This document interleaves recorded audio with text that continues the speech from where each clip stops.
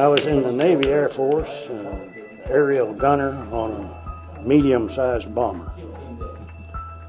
And I served from 1943 to 1946.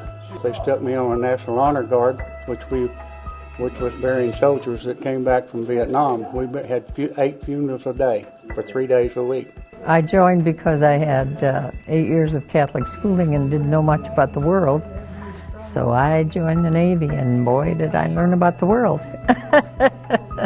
I was kind of like everybody else. I wanted to get out and do my part.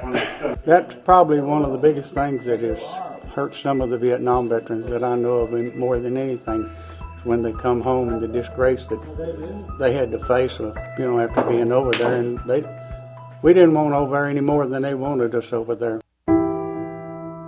What we do is we help veterans get back on their feet, show them a way to acclimate back into society through housing, rehabilitation programs, and really things that just help them get back on their feet. I joined the service in 2010 in the Army. Out of high school, I was artillery.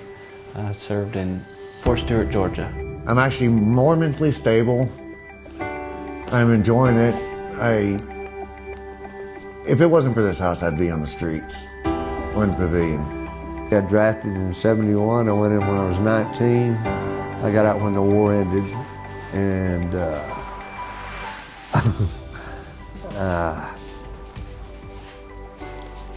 at first I had a resentment about it, getting drafted.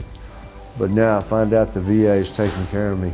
I was in the Navy for 4 years, from '89 to '93, and I served on the USS Cimarron. That was a ship the entire 4-year period of time. Our veterans, of course, are responsible for the freedoms that we have here. The VRC is here to help veterans and their family members. Just kind of helping them get back on their feet. I joined the Army in January of 2012. That's when I went to basic training, and I was at Fort Jackson, and then mid-March I went to Fort Sam, and I got training to be a healthcare specialist / a combat medic. I spent 10 years in the Marine Corps. It was the best time of my life. It was very satisfying to serve my country. People need to acknowledge that there's a lot that veterans go through, that service members go through, and that what they've done for us doesn't need to be forgotten. Celebrating the Panhandle spirit and our nation's veterans, Larry Lemmons, ABC 7 News.